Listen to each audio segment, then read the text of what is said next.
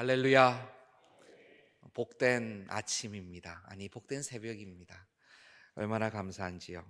성탄절이 새벽을 깨워 주님 앞에 먼저 나와 주님께 경배하고 또 주님으로부터 울려 퍼지는 그 말씀을 사모함으로 또 은혜를 입고자 하는 우리 모든 동산의 권속들, 지금 예배당에 함께하고 계시는 권속들, 또 온라인 생중계로 함께하고 계시는 모든 분들, 예수 그리스도의 이름으로 환영하고 축복합니다. 우리 주님은 만왕의 왕이십니다. 우주의 왕이십니다. 보이지 않는 세계의 왕이시며 보이는 세계의 또한 왕이십니다. 어둠의 권세가 굴복하며 사망이 주님과 만났을 때는 사망이 사망하는 그러한 역사가 일어났습니다. 온 자연이 주님께 굴복을 하죠. 이는 교회 안에서뿐만이 아니라 교회 바깥에서도 온 우주라고 말씀을 드렸으니까 너무나 당연한 것입니다. 우리는 이것을 기억해야 돼요. 우리 주님께서 왕으로 오셨는데 경배 받으셔야 될 분이신데 우리에게만 받으실 분이 아닙니다. 온 세계, 온 만물로부터 경배를 받으셔야 될 분이고, 당연히 그렇게 경배를 받으셔도 모자랄 정도로 위대하신 분이십니다. 그러다 보니 오늘 이 본문은 유대인이 아닌 동방박사, 바로 이방인이 예수님의 나심과 관계하여 이렇게 찾아온 기사를 다루고 있어요. 동방박사는 아마 천체와 자연을 연구하는 그러한 전문가들이었을 것입니다. 아마 페르시아 연구가들이 아닐까, 동방에서 왔다고 하니까 많은 학자들이 그렇게도 생각을 해요. 이들은 하나님의 아들의 나심을 정확하게 알았다기보다는 뭔가 기이하고 놀라운 별들의 움직임, 천체의 움직임을 관측했던 것 같습니다. 그리고 한간에 떠도는 세상에서 소리 소문이 들리는 것이 유대인의 왕이 오신다라는 문헌이나 그러한 이야기를 이미 들었던 것 같아요. 그래서 이런 말도 안 되는 별들의 움직임, 그러한 역사는 이러한 왕의 나심과 관계된 것이 분명하다라는 확신을 가지게 되었습니다. 그러다 보니 그 멀은 곳에서부터 바로 이 이스라엘까지 찾아오게 된 것이죠. 마태복음 2장 2절을 제가 한번 보겠습니다. 그들은 찾아와서 유대인의 왕으로 나신 이가 어디 계시냐? 우리가 동방에서 그의 별을 보고 그에게 경배하러 왔노라 하니, 이렇게 얘기하는 거예요. 유대인의 왕으로 나시니, 왕으로 나시니가 있다라는 확신을 가지고 왔습니다. 그들은 아마 이렇게 해석을 했던 게 분명해요. 그 역사에는 성령 하나님께서 자연으로 일반인들에게 역사하는 성령의 능력이 있기 때문에 분명히 그들을 지도하시고 깨닫게 하시는 은혜가 있었을 것입니다. 그의 별을 보고 그에게 경배하기 위해서 왔다는 이 이야기를 들어보면 이들은 참으로 어떤 면에서 신실한 자들임을 알게 됩니다. 별들의 움직임과 왕의 나심에 대해서 알았을 때 그들은 그렇구나 하고 끝난 것이 아니라 경배해야 되겠다라는 생각, 거기에는 이 놀라운 사실을 내가 확인해야 되겠다, 그리고 그것을 마음에 품고 또 알려야 되겠다는 생각이 있었을지도 모르겠습니다. 그러나 그들이 이렇게 와서 유대인의 왕으로 나신 이가 어디 계시냐라고 현재의 유대인의 왕에게 물어본 거예요. 그러니 헤롯과 온 예루살렘이 소동했다라고 성경을 말씀합니다. 난리가 나죠. 아니, 여기 유대인의 왕이 계신데 어디 또 유대인의 왕이 또 났단 말이냐. 물론 메시아를 기다리는 메시아 대망 사상이 그 당시에 아주 팽배했었습니다. 그 묵시록과 같은 우리 주님께서 오신다, 유대인의 왕이 오신다, 이스라엘의 왕이 오신다, 그래서 이 어려움 속에서 우리를 해방시켜 주시고 다윗의 때와 같이 솔로몬의 때와 같이 우리를 다시 번성케 하실 그 누군가가 오신다. 이제 때가 되었다. 정말이다. 선지자의 말이 끊긴 지가 이미 오래되었다. 때가 된 것이다라는 이러한 생각들이 이스라엘 민족에 파다했던 것이에요. 헤롯도 그것을 알았을 거예요. 설마 내 때이겠느냐라는 생각을 할 수도 있지만 그것을 모를 리는 없습니다. 온 예루살렘이 소동하고 헤롯도 소동하고 난리가 났습니다. 동방 박사들은 천체를 관측하고 이것을 해석하는 능력, 박사기 때문에 아주 지식과 지혜가 뛰어나실지 몰라도 아마 이런 분위기를 알아채는 눈치는 조금 없었던 것 같아요. 그들이 와서 이렇게 물어보고 온 예루살렘이 소동하고 나서 그리고 나서 그들은 그래도 정보는 하나 얻어갑니다. 왜냐하면 헤롯과 그 신하들이 이게 무슨 말이냐 알아봐라. 어디서 도대체 메시아가 나온다고 되어 있느냐라고 하니까요.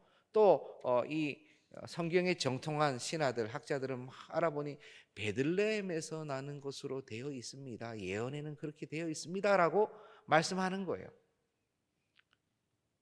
그러니 이 동방 박사들은 베들레헴 쪽으로 나가 보는 것입니다. 마태복음 2장 4절 5절을 한번 보겠습니다. 왕이 모든 대제사장과 백성의 서기관들을 모아서 그리스도가 어디서 나겠느냐 물으니 이르되 유대 베들레헴이오니 이는 선지자로 이렇게 기록된 바 이렇게 기록되었습니다. 대제사장과 서기관들을 다 불러 모아서 이것을 물어보고 확인할 정도면요. 그러면은 지금 예루살렘에서는 어떤 분위기가 이렇게 막 올라오겠습니까? 메시아가 나기는 나신가 봐. 바깥에서 이렇게 와가지고 찾는 이가 있어. 야, 그런 일이 일어나긴 일어나는구나. 근데 정말이야? 이게 정말이야? 헤롯의 마음은 쉽지 않았을 것입니다. 왜냐하면은 헤롯은 정통 유대인이 아니었어요.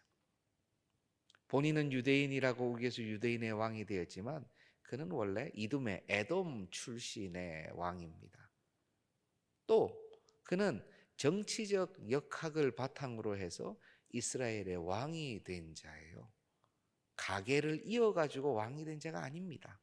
그러니 정통 유대인의 왕이 나타나면은 그는 언제든 이 직위를 잃어버릴 수 있다라는 생각에 아마 분명히 그렇게 사로잡혀 있었을 것이에요.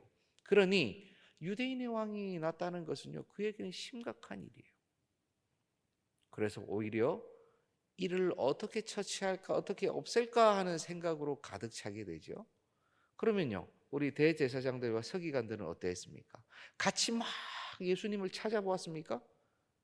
그런 기록이 없습니다.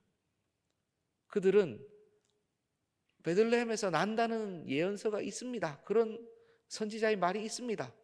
뭐 그렇게 나면 나겠죠.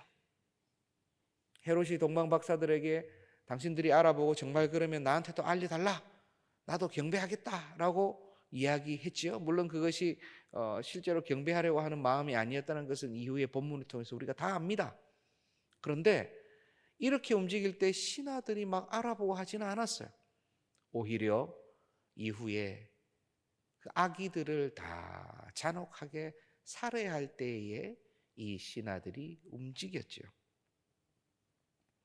너무나 안타까운 사실, 현실을 보여주는 것입니다. 동방 박사는 베들레헴이라는 얘기를 듣고 그 길을 떠나게 되고 그 길을 떠나는 즉시 갑자기 그 별이 나타납니다. 정말 신기하죠. 그리고 그 별이 아기가 있는 그 집까지 인도하고 그 위에 머물러 서 있게 돼요. 마치 출애굽 때에 구름 기둥, 불 기둥이 이스라엘을 인도하였던 것처럼 이 별이 동방 박사들을 인도하여 내었다는 것입니다. 참으로 하나님의 역사는 신묘막측합니다. 이스라엘 땅에 베들레헴에 이러한 역사가 일어날 때에 왕으로부터 고관에 이르기까지 모든 종교 지도자들에게 또 실력파 공회원들에게 그 별들이 보이며 나타난 것이 아니라 이방인들, 동방의 박사들, 유대를 잘 모르는, 하나님을 안다고 하나 부분적으로 아는 자들이 와서 경배하도록 만드시는 거예요. 어떠한 일이 왜 이렇게 하셨을까요? 하나님께서 행하시는 모든 섭리와 표적에는 하나도 헛되거나 그냥 되는 일이 없습니다. 사실 성경을 보면요, 처음부터 우리 주님의 계획은 이방인들에게 있어요. 이스라엘뿐만이 아니라 이방인들 전체, 주께서 사랑하시는 주의 백성을 다 모으는 데 목적이 있습니다. 아브라함에게 네가 복이 될지라, 어떻게 생각하면 좀 원어적으로 더 명확하게 얘기하면 복덩어리가 될지라, 복의 근원이라고 얘기했는데요, 복 그 자체라고 얘기했어요. 복이 되어서 어떻게 하라고요? 너의 후손과 이 민족뿐만이 아니라 이방 땅에까지 그 빛이 비치도록 하시는 것이 우리 주님의 뜻, 우리 삼위일체 하나님의 섭리와 계획이라는 것입니다. 우리 역시 이방인 중에 이방인이라고 말씀을 드렸습니다. 우리에게 그 복음의 메시지가, 그 능력이 지금 우리에게 임한 것 아닙니까? 우리가 이 복을 누리는 거잖아요. 우리는 박사는 아니지만 우리도 역시 동방에서 온 사람들입니다. 이 귀한 섭리의 표적들을 하나님께서는 동방 박사를 통해서 보여주시는 거예요. 이들도 와서 경배한다는 거예요. 멀리까지 찾아와 가지고 왕이 나신 것을 축하하고 경배한다는 거예요. 그런데 이 나라의 고관들과 이 백성들은 경배하지 않는 것입니다. 찾아보지 않는 것입니다. 왕이 나셨는데 돌아보지 않는 것이에요. 오늘 이 땅에 우리의 심령에 주님의 백성, 주님의 자녀, 주님의 민족이라는 사람들이 얼마나 주의 오심을 기뻐하고 즐거워하며 그를 경배하기 원하는지 우리는 도전받기를 원합니다. 우리의 심령 가운데 왕이신 주님, 제가 처음 이 말씀을 시작할 때에 온 우주의 왕이신 그 하나님, 하나님의 아들 성자 예수님, 모든 이름 중에 가장 높으신 그 이름을 가지신 분이 나의 구주요, 나의 주님이신데 나는 얼마나 주님을 경배하냐 말이에요. 요즘 나온 영화 중에 제가 보지는 못했는데요, 랜필드라는 그런 영화가 있어요. 사람 이름입니다. 어떤 사람이냐면 드라큘라의 시종 이름이에요. 아마 재밌는 영화인 것 같아요. 그러니까 뭐냐면 항상 영화 중에서, 허러 영화 중에서는 드라큘라 영화가 많잖아요. 그런데 그 드라큘라에 항상 헌신되고 충성된 그 시종이 한 명이 있는데 그 친구 이름이 랜필드입니다. 그 랜필드라는 이름, 그 주인공을 중점으로 이 드라큘라의 영화를 풀어나가는 다소 조금 웃긴 영화인 것 같아요. 보면 내가 열심히 일했는데 주인님이 하나도 알아주지 않는다, 뭐 이런 개념도 있는 것 같고요. 근데 제가 어릴 때부터 지나가다가 옛날에도 그런 영화, 드라큘라 영화가 좋다는 거 아닙니다. 성탄절에 드라큘라 영화 얘기해서 제가 그 말씀을 드리는 게 아니라, 그 랜필드라는 그 시종이요, 굉장히 헌신적입니다. 주인을 모실 때에 마스터, 주인님이라고 모시면서 진짜 주인으로 모셔요. 모두가 드라큘라를 다 죽이려고 하죠, 악마니까. 끝까지 헌신하고 배신하지 않고 끝까지 섬깁니다. 다른 것 하나 우리가 볼 것도 없고 배울 것도 없고 감동받을 것도 없어요. 그런데 그 주인을 모시고자 하는 그 모습이요, 저는 부끄럽더라고요. 내가 우리 주인이신, 저 주님이라는 것은요, 주인이십니다. 나에게 왕이시라는 거예요. 저 랜필드의 반 정도까지라도 내가 섬기나? 내가 그 정도로 그 마음 가지고 그렇게 우리 주님을 존경하고 사랑하고 주님의 명이라면 무조건 따르기를 원하고 경배하기를 원하는가? 그러면요, 고개가 떨궈지는 거예요. 참 부끄럽다 하는 생각이 드는 것입니다. 이방인인 동방의 박사들은 그들이 준비한 황금과 유향과 몰약을 왕이신 예수님께 드려요. 많은 분들이 황금이 의미하는 것, 유향이 의미하는 것, 몰약이 의미하는 것에 대해서 또 관심을 가집니다. 그래서 황금 같은 경우에는 왕이신 하나님, 왕이신 분께 드리는 것이 황금이다. 유향은 뭐냐? 정말 보스웰리아 그런 나무 진액에서 나오는 이 아름다운 향은 예수님의 신성을 의미한다. 그럼 몰약은 무엇인가? 몰약은 우리 주님의 죽음을 의미하고 미리 이것을 준비하는 것이다 라고 해서 1세기부터 은혜롭게 황금과 유향과 몰약에 대해서 많이 해석을 했었습니다. 유향이죠, 맞죠? 유황이 아닙니다. 유황은 냄새가 별로 좋지가 않아요. 유향이 냄새가 좋은 것입니다. 그런데 또 많은 성경학자들은 아마 이 동방 박사들이 예수 그리스도를 유대인의 왕으로 인식을 하였지만 하나님의 아들로, 그가 놀라운 이 자신의 백성, 자신의 자녀들을 위한 사역을 할 그 주님으로 인식하고 미리 이것을 준비하여 드렸을까라고 했을 때 그것은 조금 무리인 것 같다. 이들은 원래 왕에게 드리는 일반적인 예물을 잘 준비하여 드린 것이다. 보통 왕에게 드릴 때 이렇게 귀한 황금이나 유향이나 몰약과 같은 것들을 이렇게 드렸다는 것이에요, 그때에. 또 한편으로 생각해 보면 그들은 모르고 드려도 받고 보니 또 이러한 은혜의 역사가 일어나는 경우도 많죠. 예. 선지자들도 잘 모르고 예언했지만 그것이 어떻게 보면 성령께서는 그 예언을 신약에 쓰시는 경우가 많습니다. 그래서 황금과 유향과 몰약을 예수님의 사역을 위해서 준비했다라고 우리가 받아도 되고요.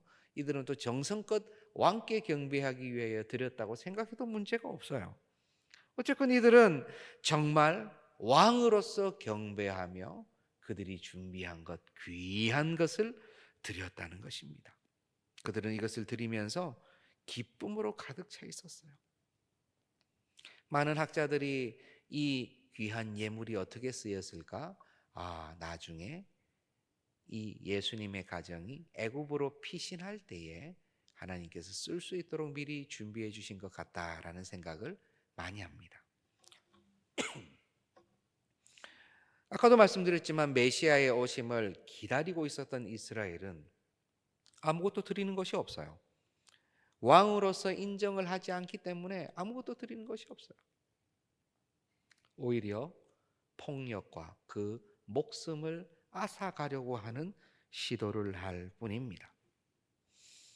동방 박사들이 우리 주님, 이 귀한 왕으로 오신 주님께 이러한 예물을 드리면서 경배하고 찬송하고 찬양했다면, 보배를 드렸다면, 오늘 우리 주님께서 오신 그날을 기념하는 성탄절, 이것이 우리로 하여금 왕이신 주님께 이제 무엇을 드릴까 하는 생각으로 우리는 바뀌기를 원하는 것이에요. 온 만왕의 왕이신 주님께 우리는 오늘 무엇을 드려야 할까요? 동방 박사들은 그들의 귀한 것을 드렸는데 우리는 어떤 것을 드려야 될까요? 어떻게 드려야 될까요? 우리는 기억해야 할 것이 있습니다. 먼저 우리는 주님께 어느 정도를 드려야 하는가 하는 문제입니다. 찬송가 575장에 보면 주님께 귀한 것 드려라는 찬송이 있습니다. 그렇죠? 주님께 귀한 것 드려. 그런데 우리가 들어야 할 것을 찬송을 쭉 읽다 보면 젊을 때 힘 다하라, 열심을 다하라, 충성을 다하라, 정성을 다하라, 마음을 다하라라고 이 찬송에서 쭉 나오는데요. 우리 3절 처음에 보면은 지금 자막에 나온 것처럼 이렇게 나와요. 우리의 귀한 것 모두 주님께 바치어도 그 귀한 생명을 주신 주 은혜 못 갚겠네. 이 3절입니다. 우리의 귀한 것 모두 주님께 다 바치어도 이 귀한 생명을 주신 주님의 은혜를 갚을 수가 있습니까? 우리는 주님께 귀한 것을 드려야 되겠다라고 했는데 마치 성전을 지어드리고 싶다라는 다윗의 마음을 우리 주님께서 네 마음 안다. 그런데 내가 성전 안에만 거하는 존재이냐? 내가 장막 안에서 계속 너를 만났다고, 이스라엘을 만났다고 해서 내가 장막 안에 거하는 존재이냐? 아니라는 거예요.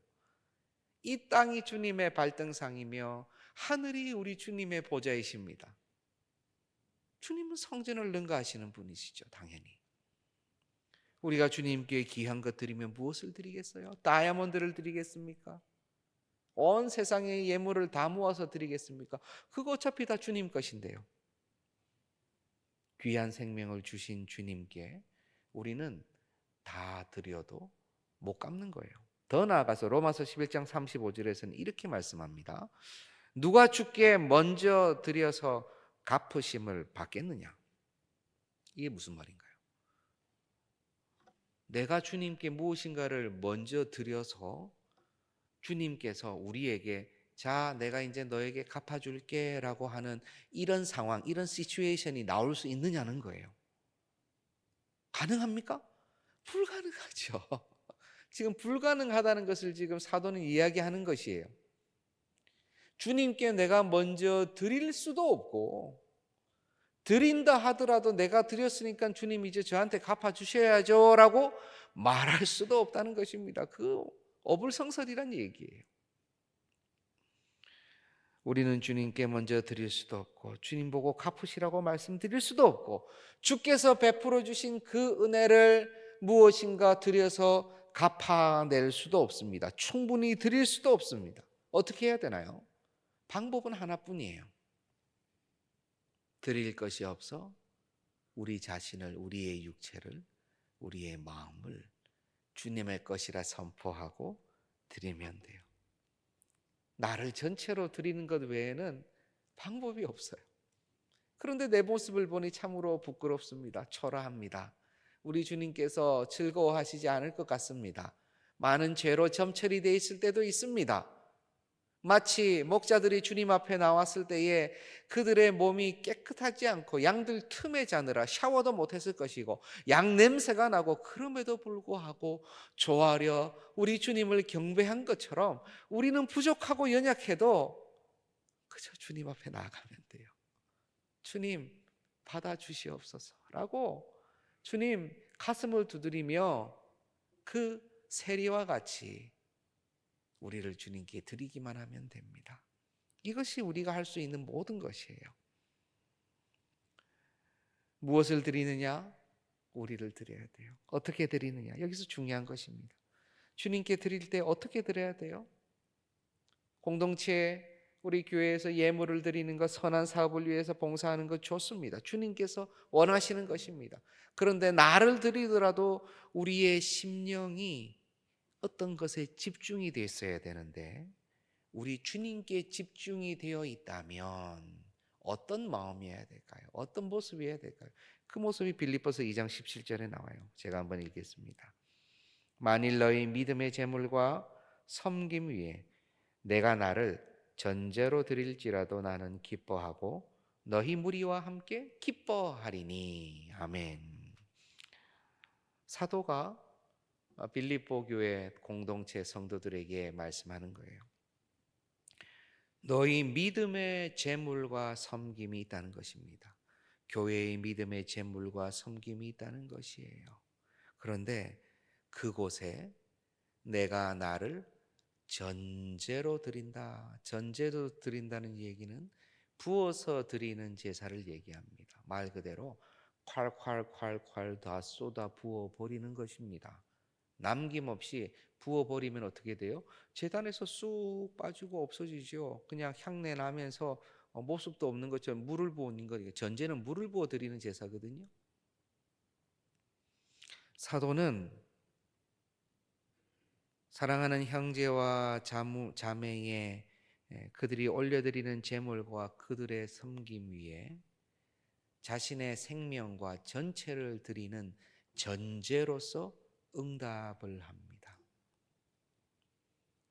이 성탄절날 주님께 우리가 모든 것을 드린다면 우리는 어떻게 드려야 될까요? 보이지 않는 주님께 우리를 어떻게 드려야 될까요? 가져가시라고 말씀을 드려야 될까요? 아니면 주님 마음껏 쓰시라고 말씀드려야 될까요? 이게 좋습니다. 주님, 나를 사용해 주옵소서. 나를 마음껏 써 주시옵소서. 어떻게 써야 될까요? 우리의 눈은 주님을 바라보고 있다면 동시에 형제와 자매를 바라볼 수 있어야 돼요.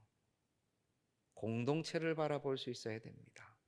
그 공동체 가운데 형제와 자매를 위하여 그들의 섬김과 그들의 헌신 가운데 내가 나를 전제와 같이 다 드리는 거예요. 그것을 우리 주님께서는 무엇으로 보시냐? 나에게 주었다라고 보세요. 우리가 형제와 자매를 위하여 우리를 전제와 같이 드릴 때에 그래 네가 나에게 주었구나라고 말씀하시는 거예요. 소자에게 물 한 사발을 드렸을 때 우리 주님께서 뭐라고 하셨습니까? 그거 내가 마셨다라고 하시는 거예요. 우리와 형제의 자매를 위하여 깨어지는 삶을, 공동체를 위하여, 교회를 위하여, 복음을 위하여 우리가 깨어지는 삶을 사는 것이, 나를 드리는 것이 바로 동방박사가 황금과 유향과 모략을 드린 것처럼 나의 가장 귀한 것을 드리는 거예요. 이 성탄절날 우리 주님께서는 가장 귀한 것으로 우리에게 주셨습니다. 가장 비참하고 낮은 곳으로 오셔서 취하지도 아니하셔도 되는 인생을 주님께서 그 생명을 스스로 취하시고 그리고 우리를 위하여 버리셨습니다. 가장 귀한 것을 주셨어요.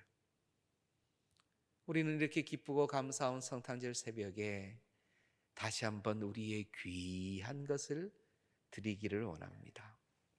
주님께서 사랑하시는 동산의 가족 여러분, 우리 주님을 기억하면서 이 성탄절에 우리의 삶을 주님께 함께 드리십시다. 그 어떤 것으로도 그 은혜를 갚을 수 없지만 내가 주님의 것이라고 선포하고 나아가면서 사랑하는 형제와 자매들을 위해서, 교회를 위해서 전제와 같이 부어서 드리는 마음으로 나아가십시다. 우리 주님께서 그 예물을 받아 주실 거예요. 우리 주님께서 황금과 유향과 모략을 받으시고 그 애굽으로 피신하는데 그 모든 귀한 것들이 쓰여진 것처럼 우리가 하나님 나라의 그 선한 사업과 사역을 위하여 우리의 전제와 같이 드려지는 그 삶이 사용될 것입니다. 우리 주님께서 이 모습을 기뻐하십니다. 이 마음 가지고 감사와 기쁨과 소망으로 이 성탄의 시즌을 보내는 우리가 되기를 간절히 소원합니다. 이 시간 우리 한번 같이 잠시 기도합시다.